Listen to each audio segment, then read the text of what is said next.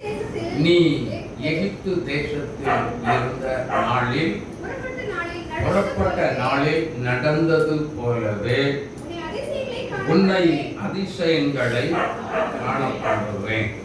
அல்லேலூயா, அல்லேலூயா. உன்னை அதிசயங்களை பக்கத்தில் இருக்கவங்களை பார்த்து சொல்லுங்க. உங்க வீட்டில், உங்க குடும்பத்தில், உங்க தொழிலில் எல்லாருக்கும் கர்த்தர் அதிசயமான காரியங்களை கர்த்தர் செய்வார். பக்கத்துல லெஃப்ட்லயும் ரைட்லயும் சொல்லுங்க.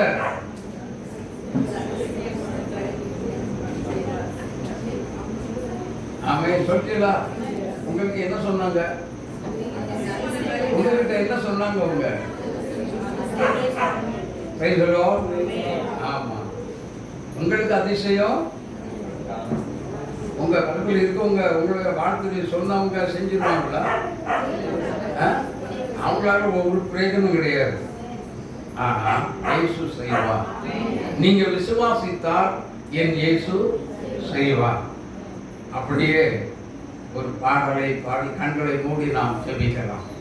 அன்பின் பரலோக பிதாவாகிய தேவனே, ஆண்டவரே இயேசுவின் நாமத்தில் வேலைக்காக உம்மை துதிக்கிறோம், உம்மை ஸ்தோத்திரிக்கிறோம். தகப்பனே, இந்த நாட்களிலே நல்ல ஒரு வாக்குத்தத்த வசனத்தை தந்திருக்கிறீர். அதற்காக உமக்கு நாங்கள் நன்றி செலுத்துகிறோம். தகப்பனே, இந்த நாட்களிலும் நாங்கள் தியானம் செய்கிற வசனம் உம்முடைய சமூகத்தில் பிரியமாக இருக்க கிருபைத்தார். பேசும் அதிகாரிகளாக இருக்கிற நாங்கள் கேட்கிறோம். உம்முடைய மெல்லிய குரல் இன்பமான சத்தத்தை கேட்கும்படி ஓடி வந்திருக்கிறார். பேசும் கிரியைகளை செய்க, ஜனங்களுடைய இருதயங்களுக்கு ஏற்றவாறு பேசி உங்களுடைய நல்ல நாமத்தை மாத்திரம் மகிமைப்படுத்தும்படியாக செய்கிறோம். இயேசுவின் நாமத்தில் பிதாவே, ஆமென். ஆமென். ஒரு பாடலை நான் மட்டும் பாடுகிறேன்.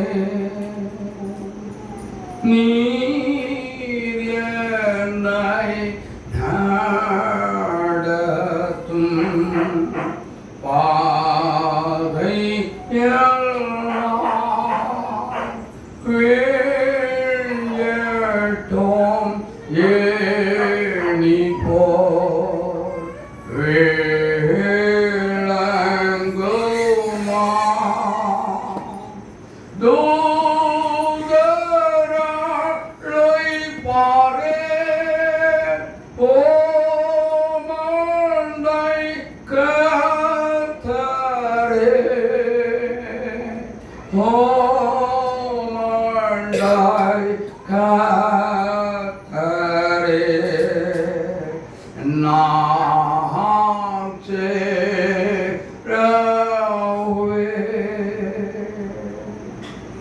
ஹல்லேலூயா, ஹல்லேலூயா. வாக்குத்தத்தம் என்பது எல்லாருக்கும் சொந்தமான ஒன்று. ஆனால் ஒருவருக்கு, தனிப்பட்ட ஒரு நபருக்கு தேவன் வாக்குத்தத்தத்தை எழுதி கொடுத்தவர் அல்ல. எல்லாரும் சுதந்திரித்துக் கொள்ள வேண்டும் என்பதற்காகவே ஆவியானவர் வேத புத்தகத்தில் பல லட்சக்கணக்கான வாக்குத்தத்த வசனங்களை அவர் எழுதி கொடுத்து இதை சுதந்திரித்துக்கொள், இதை சுதந்திரித்துக்கொள் என்று சொல்லி ஆவியானவர் வாக்குத்தத்தம் கொடுத்திருக்கிறார். நாமே வாக்குத்தத்தம் எப்படி இருக்கிறது? வாக்குத்தத்தம் எப்படி இருக்கிறது? சூப்பரா இருக்கு, அப்படித்தானே? அப்படின்னு சொல்லி எல்லாரும் சொல்லக்கூடாது. வாக்குத்தத்தம் கிறிஸ்துவுக்குள் ஆம் என்றும் ஆமென் என்றும் இருக்கிறதாகவே நான் சொல்லல, வேதம் சொல்லுகிறேன். ஹல்லேலூயா. ஆமா, அப்போ அந்த வாக்குத்தத்தம் நிறைவேற்றப்பட வேண்டுமே. ஆனால் நாம் சில காரியங்களை செய்ய வேண்டியதை செய்துதான் ஆகும். ஒரு வாக்குத்தத்தம் கிடைத்து விட்டால் அதற்குள்ளே நல்லா புரிந்து கொள்ளுங்க, நான் என்ன செய்யணும், அந்த வாக்குத்தத்தத்துக்குள்ள நான் செய்ய வேண்டியது என்ன இருக்கிறது, அதை முதலாவது ஆராய்ந்து பார்க்க வேண்டும். ஆமென். முதல்ல அதை கண்டுபிடிக்கணும். எனக்கு என்ன, நிறைய பேர் கவனிக்காம, எனக்கு வாக்குத்தத்தத்துக்குள்ள எனக்கு என்ன இருக்கிறது, நான் என்ன செய்ய வேண்டியது இருக்கிறது, ஆண்டவரிடத்தில் நான் கேட்க வேண்டிய காரியம் உள்ள என்ன இருக்கிறது, அல்லது நான் பிறருக்கு நான் சொல்ல வேண்டியது வாக்குத்தத்தத்துக்குள்ளே என்ன இருக்கிறது. ஏன் இந்த வாக்குத்தத்தத்தை கர்த்தர் எனக்கு கொடுத்தார் அப்படிங்கிற கேள்வியோடு தேவ சமூகத்தில் போய் முழங்கால் படியிட்டு ஜெபம் செய்தால் நிச்சயமாகவே வாக்குத்தத்தம் அப்படின்னா உபாகமத்தில் சொல்லியிருக்குல்ல, 28ஆம் அதிகாரத்தில், இப்பொழுது சொல்லப்படும் ஆசீர்வாதங்கள் எல்லாம் உன்மேல் வந்து உனக்கு அளிக்கும்.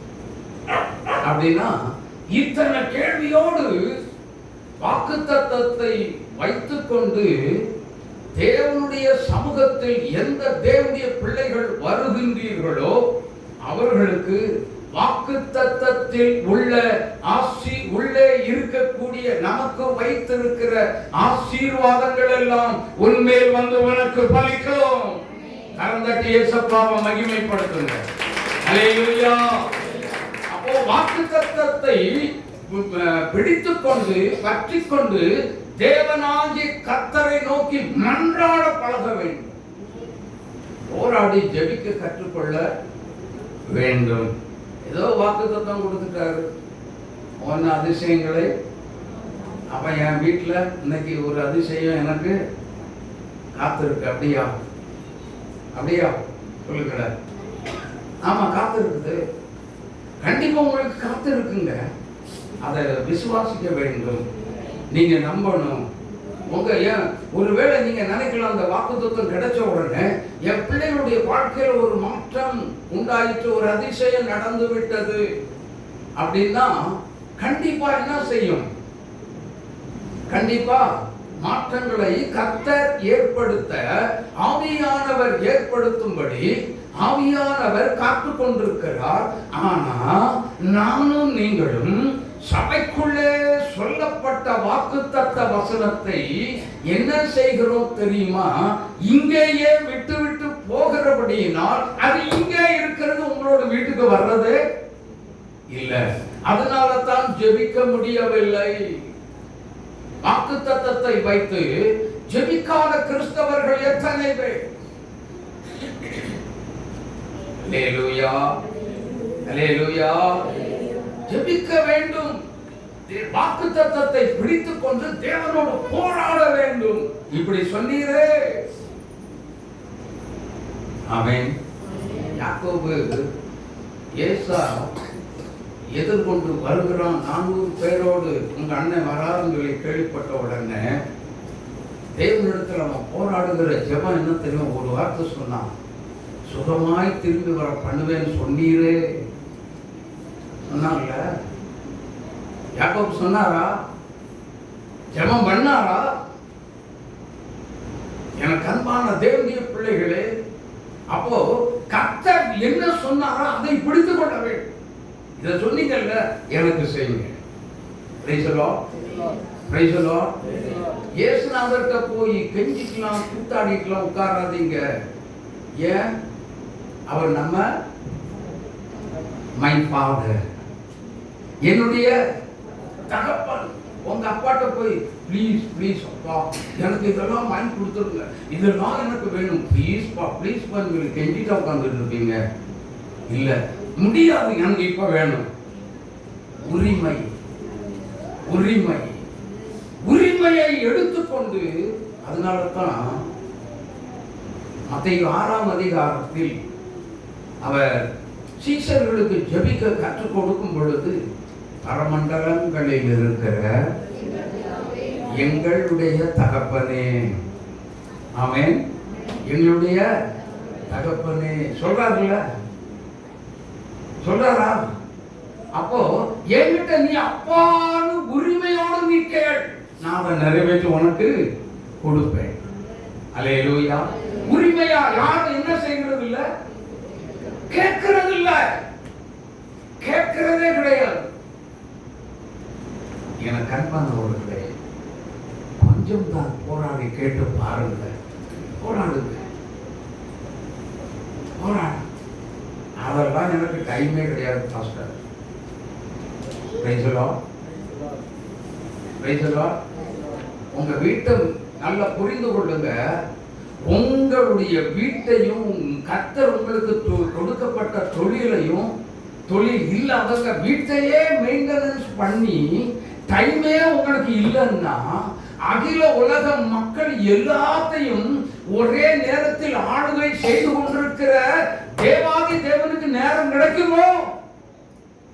இப்ப யோசிச்சு பாருங்க, நேரம் கிடைக்குமா கிடைக்காதா? No time. எதுக்கு? உன்னை ஆசீர்வதிக்கிறதுக்கு எனக்கு நேரம் இல்லை. என் பாதத்துல காத்திருந்து ஜெபிப்பதற்கு உனக்கு நேரம் இல்லை அப்படின்னா, உன்னை ஆசீர்வதிப்பதற்கு எனக்கு நேரம் நோ டைம். என்ன செய்ய போறீங்க? என்ன செய்வீங்க? ஆசீர்வாதத்தை தேடி எங்க ஓடுவீங்க? அதுக்கப்புறம் நோ டைம் சொல்லி சொன்னதுக்கு அப்புறம் நீங்க எப்போ நோ டைம் சொல்றீங்களோ அவர் நோ டைம் சொல்லுவார். எனக்கு டைம் இருக்குது, நான் உடைய பாதத்தில் என்ன செய்வேன்? காத்திருப்பேன், உடைய பாதத்துக்கு வருவேன். யாக்கோபு போராடினா பாத்தீங்களா? கடைசியில சொல்றான், யாக்கோபு உங்களுடைய பெயர் என்ன? ஏன்னா நீ அப்பா கேட்பாங்க, உன் பேர் என்ன? யாக்கோபு. இனிமே யாக்கோபு எனப்படாமல் இஸ்ரவேல் எனப்படும் என்று சொல்லி அங்கே அவனை என்ன செய்தார்? ஆசீர்வதித்தார். ஏன் ஆசீர்வதித்தார்? ஆசீர்வதிக்கிறதுக்கு ஒரு காரணம் உண்டு. என்ன தெரியுமா? அவன் கேட்டான், பொழுது விடுகிறது, என்னை போகவில்லை, நீர் என்னை ஆசீர்வதித்தால் ஒழிய உம்மை போக விடவே மாட்டேன். அதனால் தான் இந்த ஆசீர்வாதத்தை பெற்றுக்கொண்டார். அல்லேலூயா.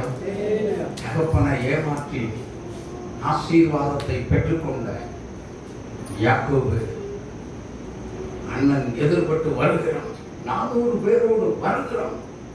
ஐயோ, என்னை கொன்று போடுவான்.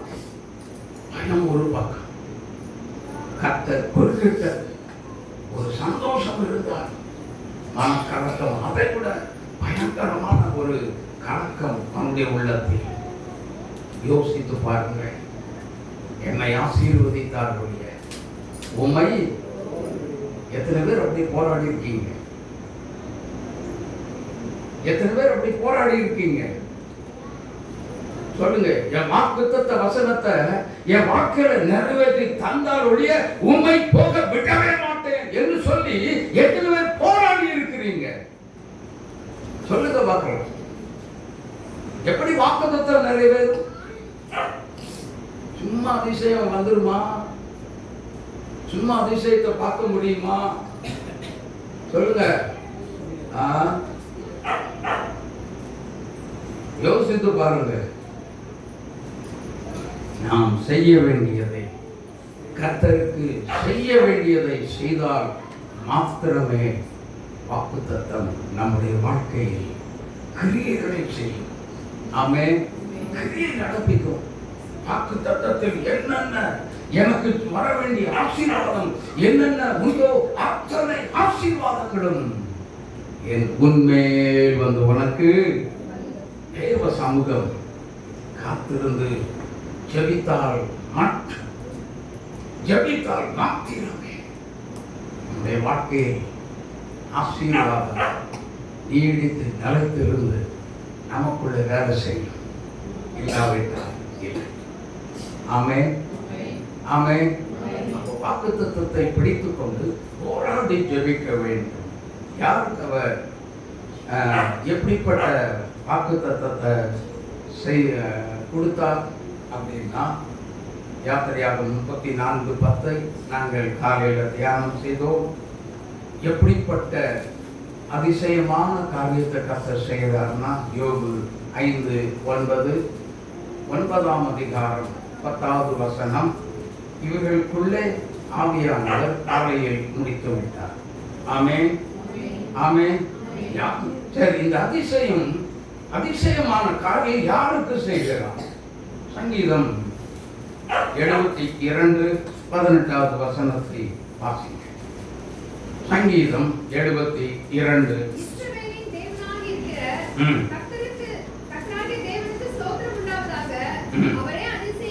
அவரே அதிசயங்களை. யார் அதிசயத்தை செய்கிறது? யார் அதிசயம் செய்கிறது? உங்களுக்கு, எனக்கு, உங்களுக்கு யார் அதிசயம் செய்வா? கர்த்தர் இயேசு தான். அப்படித்தானா?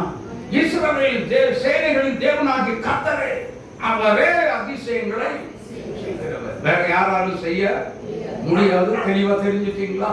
அப்போ அவர் அதிசயங்களை செய்கிறவர் என்று சொன்னால் அவருடைய பெயர் என்ன? எங்க இருக்கு? ஏசாயா 9:6 வாசித்து பாருங்க. நமக்கு ஒரு பாலகன் பிறந்தார், நமக்கு ஒரு குமாரன் கொடுக்கப்பட்டார்.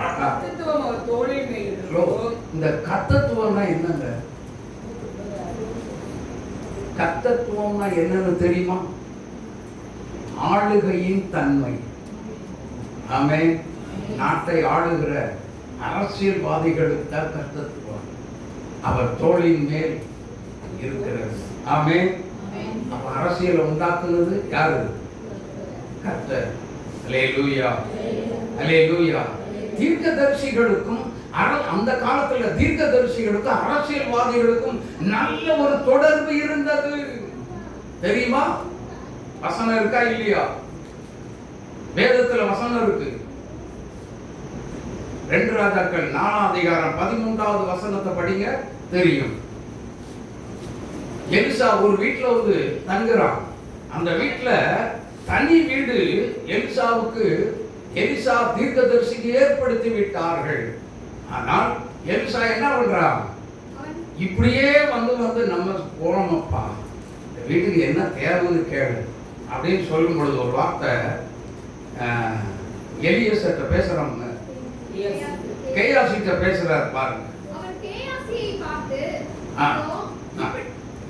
இதோ இப்படிப்பட்ட சகல கருணையோடும் எங்களை விசாரித்து வருகிறாயே, உனக்கு நான் என்ன செய்ய வேண்டும்? உனக்கு நான் என்ன செய்ய வேண்டும்? நல்ல வார்த்தையை கவனிங்க.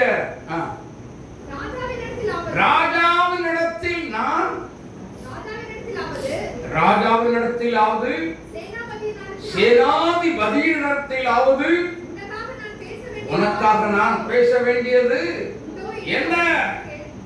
கேள். ராஜா யாரு? நாட்டை அரசியல்வாதி. தீர்க்கதரிசிக்கு அரசியல்வாதிக்கும் ஒரு லிங்க் இருந்ததா? இன்னைக்கு இருக்குதா? அந்த அப்படிப்பட்ட தீர்க்கதரிசிகள் நாட்டில் எங்கே? ஏன் அதிசயம் இல்ல? ஏன் அதிசயம் இல்ல? யோசித்து பாருங்க. நம்மளுக்கு அரசியல் போய் ஒரு பாஸ்டர் போய் அரசியல்ல சேர்ந்துட்டார் அப்படின்னு சொல்லி இந்த திருச்ச பிள்ளைகள் வந்து கிறிஸ்தவ மக்கள் விசுவாசிகள் ஆடுகிற வசை ஐயோ சொல்லிக்கவே முடியாது. யோசித்து பாருங்க.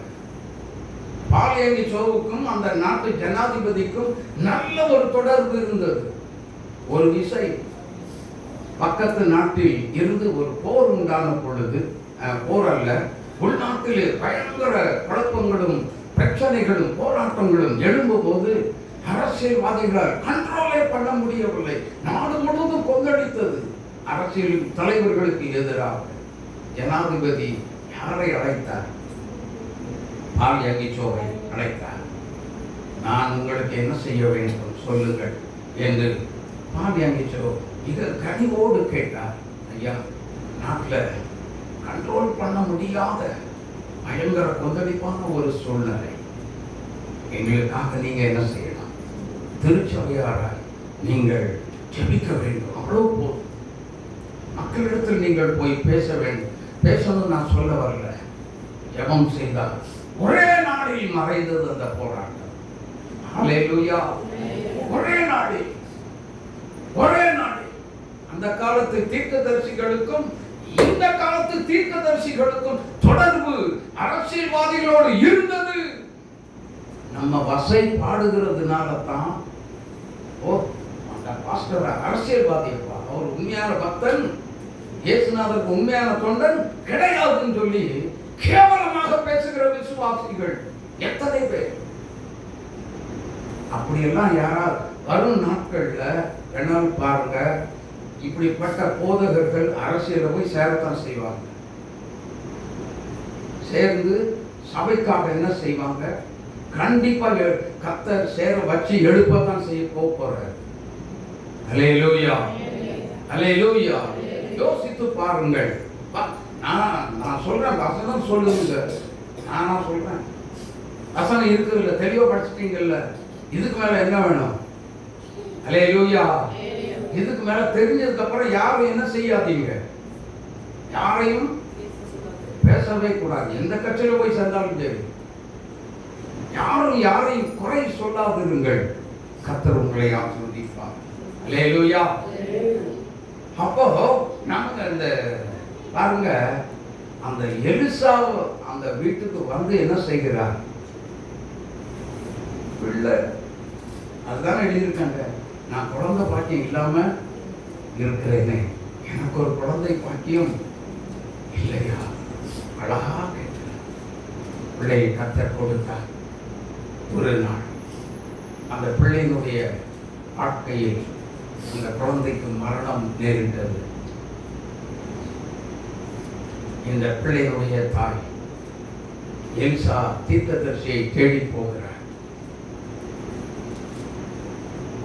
தேடி போன பொழுது எலிசா சொல்லுகிறார், என்ன வேண்டும் என்று கேள். வேலைக்காரி என்னை பார்த்து என்ன வேண்டும் என்று கேள். என் வீட்டுக்கு வர வேண்டும். ஆமென். சீக்கிரமாய் வந்தாச்சு. என்ன விஷயத்தை சொல்லுப்பா? என் தடியை நீ கொண்டு போய் என்ன செய், பிள்ளையின் மேல வை, அற்புதம் நடக்கும். இல்ல, அல்லேலூயா. அதிசயம் நடந்துதா? எலிசா வந்தார். பிள்ளையின் மேல முகம், மூக்கு குழந்தை மேல அடுத்து எழுந்து பிள்ளையினுடைய உயிர் மறுபடியும் திரும்பி வந்தது. அல்லேலூயா, அல்லேலூயா. ஒரு தீர்க்கதரிசிக்காக என் இயேசு ஒரு அற்புதத்தை ஒரு அதிசயமான காரியங்கள் அந்த வீட்டுக்குள்ள காண செய்தது உண்மையானா உங்க குடும்பத்துக்குள்ள ஒரு தீர்க்கதரிசி இருப்பது உண்மையானால் உங்க குடும்பத்துக்குள்ள தேவன் இன்றைக்கு ஒரு அதிசயமான காரியத்தை கர்த்தர் காண செய்வார். அந்த இயேசுவை மகிமைப்படுத்துகிறார். ஹalleluya ஹalleluya. ஆனால் அதே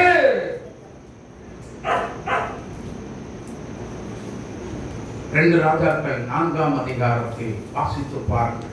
1 முதல் 6 உள்ள வசனங்களை வாசித்து பாருங்கள். கர்த்தர் அங்கேயும் ஒரு அதிசயத்தை செய்கிறார் பாருங்கள். தீர்க்கதரிசிகளுடைய புத்திரரில் ஒருவனுக்கு மனைவியாய் இருந்த ஒரு ஸ்திரீ எலிசாவை பார்த்து, உமது அடியானாகிய என் புருஷன் இறந்து போனான், உமது அடியான் கர்த்தருக்கு பயந்து நடந்தான் என்பதை அறிவீர். கடன் கொடுத்தவன் இப்பொழுது என் 2 குமாரரையும் தனக்கு அடிமைகளாக்கிக் கொள்ள வந்தான் என்றாள். எலிசா அவளை நோக்கி, நான் உனக்கு என்ன செய்ய வேண்டும்? வீட்டில் உன்னிடத்தில் என்ன இருக்கிறது சொல் என்றான். அதற்கு அவள், ஒரு குடம் எண்ணெய் அல்லாமல் உமது அடியாளுடைய வீட்டில் வேறொன்றும் இல்லை என்றாள். அப்பொழுது அவன், நீ போய் உன்னுடைய அயல் வீட்டுக்காரர் எல்லாரிடத்திலும் அநேகம் வெறும் பாத்திரங்களை கேட்டு வாங்கி உள்ளே போய் உன் பிள்ளைகளுடன் உள்ளே நின்று கதவை பூட்டி அந்த பாத்திரங்கள் எல்லாவற்றிலும் பார்த்து நிறைந்ததை ஒரு பக்கத்தில் வை என்றான். அவள் அவனிடத்திலிருந்து போய் தன் பிள்ளைகளுடன் கதவை பூட்டிக் கொண்டு இவர்கள் பாத்திரங்களை அவளிடத்தில் கொடுக்க அவள் அவைகளை பார்த்தாள். அந்த பாத்திரங்கள் நிறைந்த பின் அவள் தன் மகன் ஒருவனை நோக்கி, இன்னும் ஒரு பாத்திரம் கொண்டு வா என்றாள். பாத்திரம் இல்லை என்றான். எண்ணெய் ஹலோ, இங்க கவனிங்க. முக்கியமான காரியத்தை ஆண்டவர் நமக்கு வெளிப்படுத்தி இருக்கிறார். அப்படின்னா கடன் தொல்லையினால எத்தனை பேர் கஷ்டப்படுறீங்க? அதுல கண்டிப்பா சொல்றேன், இந்த மாதத்துல ஒரு அதிசயமான காரியங்களை என் இயேசு செய்ய வருகிறார். என் இயேசு செய்ய எங்க வருகிறான்னா, ஜெபம் செய்து தேவ சமூகத்துல நீ அதிகாலை வேலை காத்திருந்து ஜெபம் பண்ணீங்க அப்படின்னு சொல்லி கேட்டீங்கன்னா, எத்தனை கோடியாக இருந்தாலும் அத்தனை கோடியும் ஒரே நொடியில மறைத்து உங்களுடைய கடன் எல்லாம் தீர்த்து வைக்க என் இயேசுவால் கூடும்.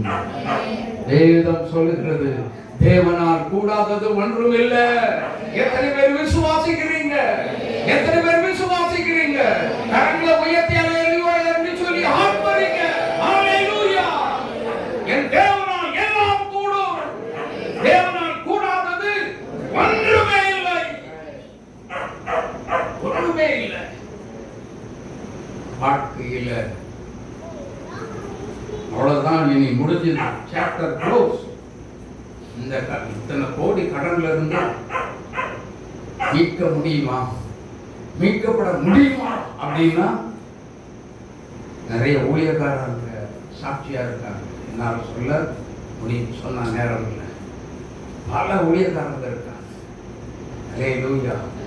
எனக்கு அன்பானவர்களே, அப்படியான நம்முடைய தேவன் உங்களை மாத்திர கடனாளியா, நாம் பிள்ளை கடனாளியா உட்கார்ந்து அழுதுகிட்டு வேதனையோடு உட்கார்ந்து இருக்கிறது. கர்த்தர் வேடிக்கை பார்த்து பரலோகத்தில் உட்கார்ந்து உங்களை பார்த்து நகைக்கிற கர்த்தர் அல்ல, உங்களை ஆசீர்வதித்து உயர்த்துகிற கர்த்தர். அந்த கடவுள் ஒரு அதிசயம் செய்து உங்களை உயர்த்துகிற தேவன். இதை புரிந்து கொள்ள வேண்டும். ஆமென், ஆமென். காணாமல் போகும் இந்த வருஷத்துக்குள்ள வேணாலும் பாருங்க, இந்த வருஷத்துக்குள்ள கடன் பாரங்கள் நிறைய காணாம போய் நிறைய பேர் என்ன செய்யும், புதிய வருஷத்துல நீங்க இந்த திருச்சபையில கர்த்தருடைய ஆவியானவர் சொல்றாரு, சாட்சியால் நிற்க போகிறீர்கள் என்று கர்த்தருடைய ஆவியானவர் சொல்லுகிறார். அநேகருடைய வாழ்க்கையில் இது நடக்கத்தாங்க போகிறது. கர்த்தர் வரும்படி நீங்க ஜெபத்துல காத்திருக்கணும். ஆமென், ஆமென். ஜெபத்துல காத்திருக்கணும். வேத வசனத்தை தியானம் பண்றதுல என்ன செய்யணும்? காத்திருக்கணும்.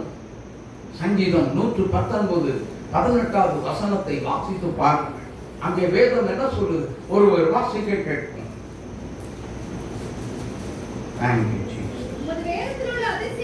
உம்முடைய நல்லா புரிஞ்சுக்கோங்க, அந்த அதிசயம் எங்க இருக்கு? ஹலோ, எங்க இருக்குது அந்த அதிசயம்? வேதத்தில் இருக்கிறது. நல்லா புரிந்து கொள்ளுங்க.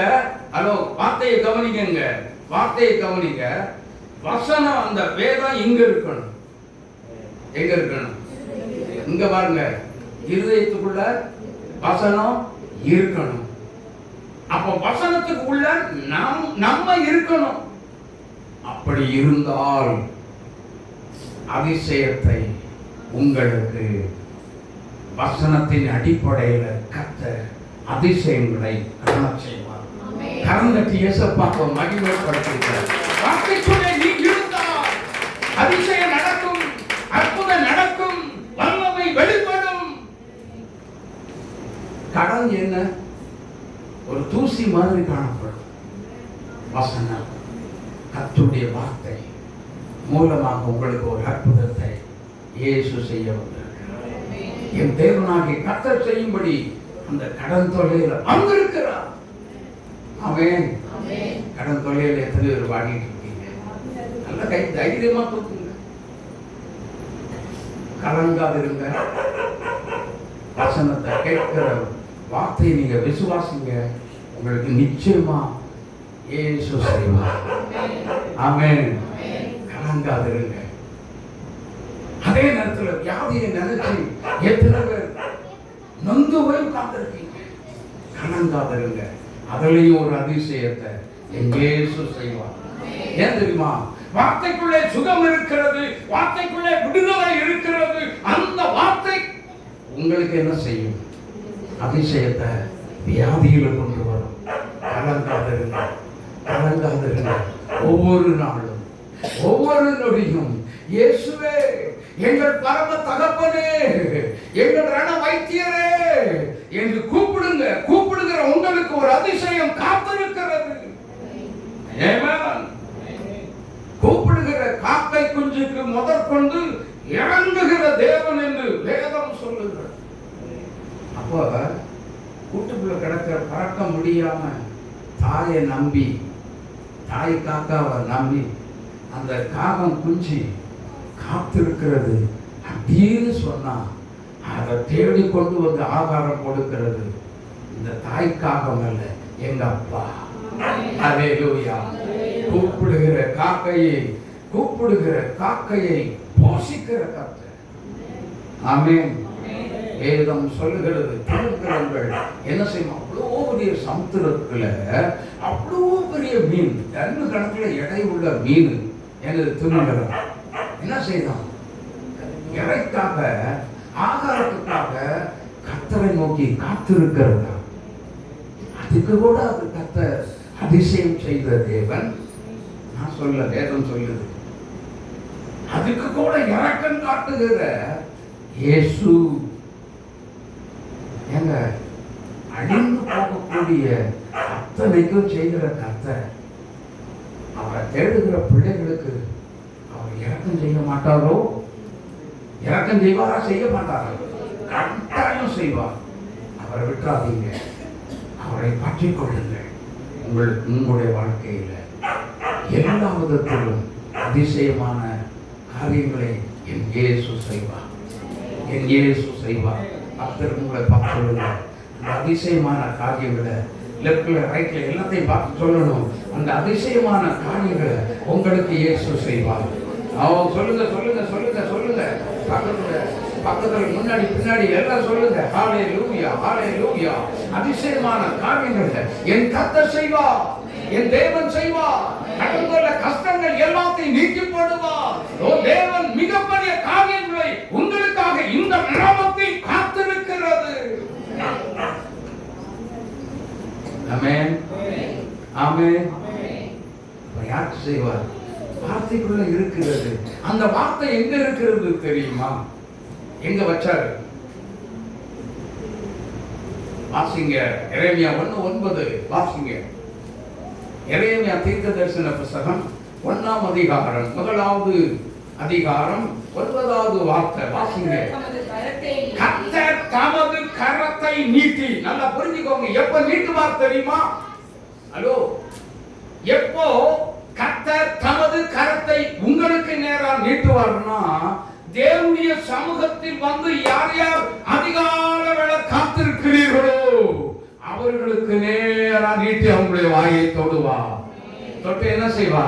என் வார்த்தை உனக்குள்ள வச்சிட்டேன், உன் வாயில வச்சிட்டேன். அந்த உன் வாயில நான் வச்ச வார்த்தை தான் உனக்கு என்ன செய்யும்? அதிசயங்களை காண பண்ணும். ஹalleluya. நீ விசுவாசித்தால் தேவனுடைய மகிமையை காண்பாய். வசனத்தின் அற்புதங்கள் உனக்குள்ள நடக்கும். ஆமென். ஆமென். காத்திருக்கிறீங்களோ? காத்திருக்கிறதுக்கு எனக்கு என்ன இல்லை? எனக்கு என்ன இல்லை? No time. I am so sorry. அப்படியா? அப்படியா? கடன் கொள்ள பூமி மாதிரி வீங்கிட்டு போயிடும். கவனம், எச்சரிக்கையாக இருக்கணும். வீட்டுக்குள்ள விசுவாசத்தோடு கடந்துள்ள கஷ்டங்கள் நீக்கிடு ஆட்டம் மட்டும் பாடினா உடனே உன் கடன் தொல்ல கஷ்டம் எல்லாம் நீங்க கடன் தொல்ல இங்க பாருங்க, இத்தினூண்டு இருந்தது எப்படி போகும்? எப்படி போகும்? ஆட்டம் மட்டும் பாடுகிற ஒரு விசுவாசியா இருக்காங்க. அப்ப எப்படிப்பட்ட ஒரு விசுவாசியா இருக்கணும் அப்படின்னா, வார்த்தையை உபயோகப்படுத்தி தேவ சமூகத்தில் காத்திருந்து ஜெபிக்கிற ஒரு ஜெப வீரனாய் எழும்புவாயானால், தேவ சமூகத்தில் அதிகால வேளை காத்திருப்பாயானால் கர்த்தர் உன்னோடு பேசுவார். ஆமென். பேசுவாங்க.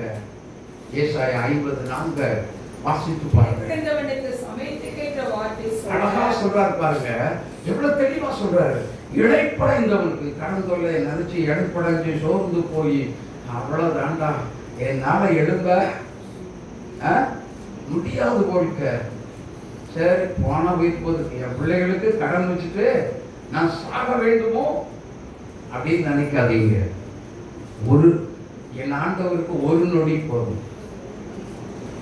கேளுங்க, என் ஆண்டவருக்கு, எங்க அப்பாவுக்கு, என் தேவனுக்கு ஒரு நொடி போதும். எல்லாம் சொல்லுங்களேன். என் கடன் வாழ்க்கையில இருதயத்துல கை வைங்க. என் கடன் வாழ்க்கையில எனக்கு அதிசயம் செய்ய, சத்தமா சொல்லுங்கய்யா, எனக்கு அதிசயம் செய்ய எங்க அப்பாவுக்கு, என் தேவனுக்கு, என் ஆண்டவருக்கு, என் இயேசுவுக்கு ஒரு நொடி போதும். ஒரே நொடி போதும். ஒரே ஒரு நொடியில என் கடன் பாரம் என் வீட்டை விட்டு ஓடி போகும்.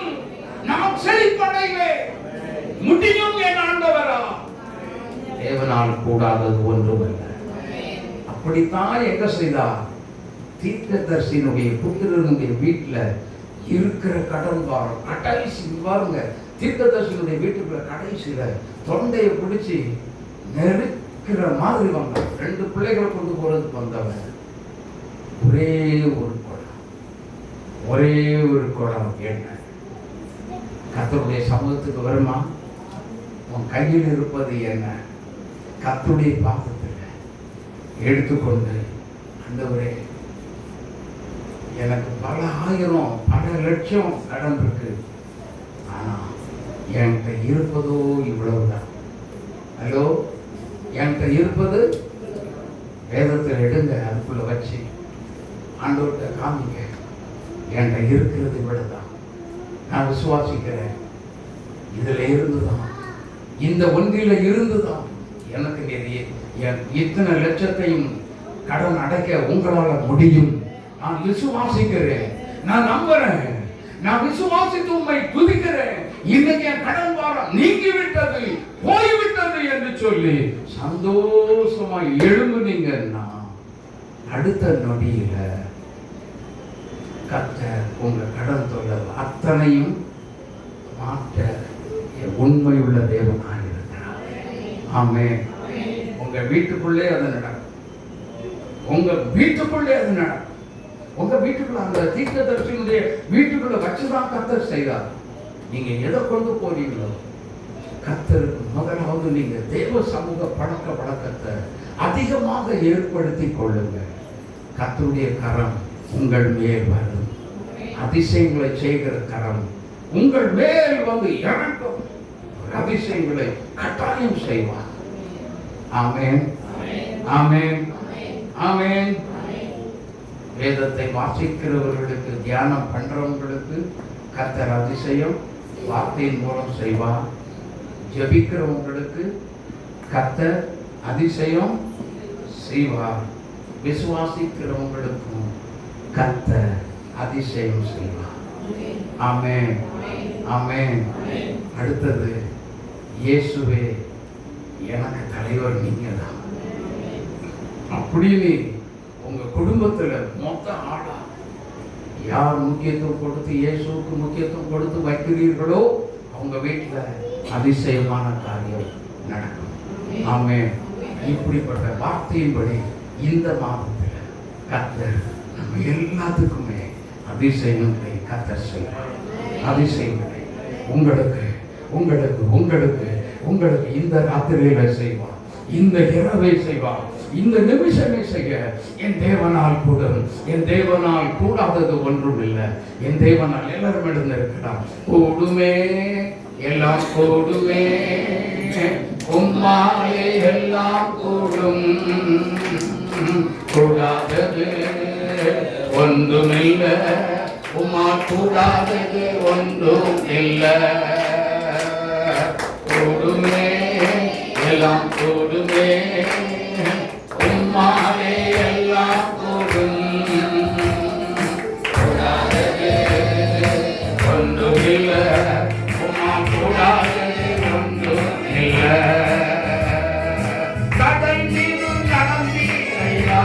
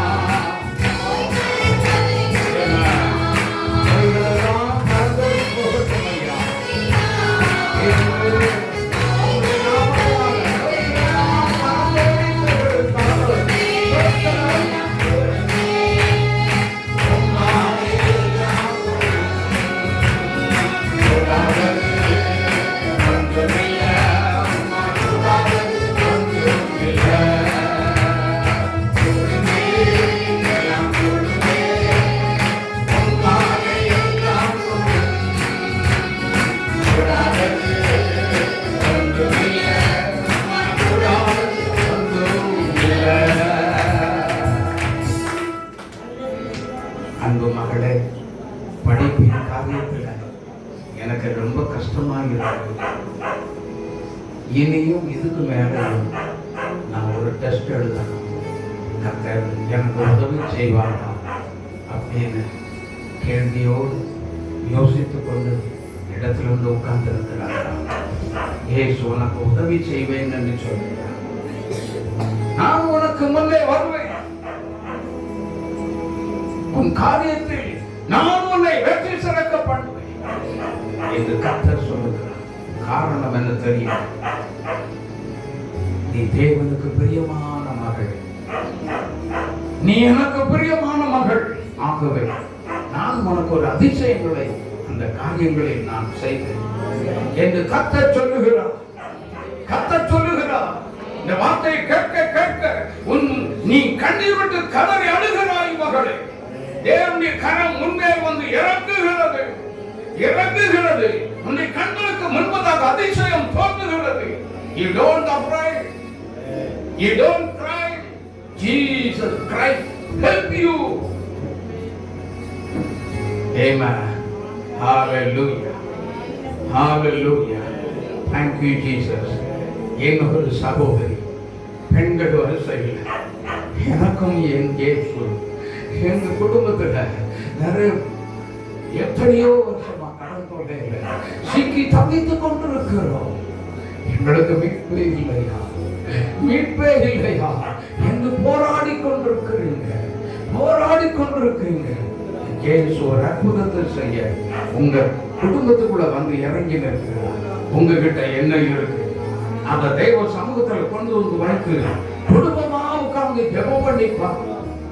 உடைய கணவன், மனைவி, பிள்ளைகள் யாரும் ஜெபிக்கும் பொழுது ஆண்டவர் சொல்லுகிற ஒரு காரியம், தீர்க்கதரிசியினுடைய புத்திரருடைய வாழ்க்கையில் எப்படிப்பட்ட காரியத்தை செய்தார் அதே காரியத்தை உங்களுடைய குடும்பத்தில் கட்டாயம் செய்யும், கட்டாயம் செய்வேன் என்று சொல்லுகிறார்.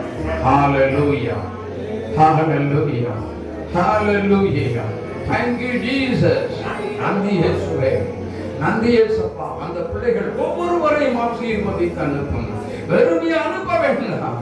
இந்த ஆண்டவரே ஒளிபரப்பின் மூலமாக இந்த ஆண்டவரே செய்திக்கு முன்பதாக ஆண்டவரே இயேசப்பா இந்த செல்போனில் ஆன் பண்ணி கேட்கிற ஒவ்வொருவருக்கும் அப்படிப்பட்ட அதிசயமான காரியங்களை ஒவ்வொருடைய வாழ்க்கையிலும் செய்து நீ சாட்சியாய் எழுப்பும்படியாக ஜெபிக்கிறோம். சாட்சியாய் எழுப்புவீரா, மகிமைப்படுவீரா. இயேசுவின் நாமத்தில் பிதாவே, நாம் என் முழுவதுமே பரிசுத்த நாமத்தை ஸ்தோத்திரம். ஆத்மாவே கர்த்தரை ஸ்தோத்திரம். கர்த்தரை சர்வ ஆமென்.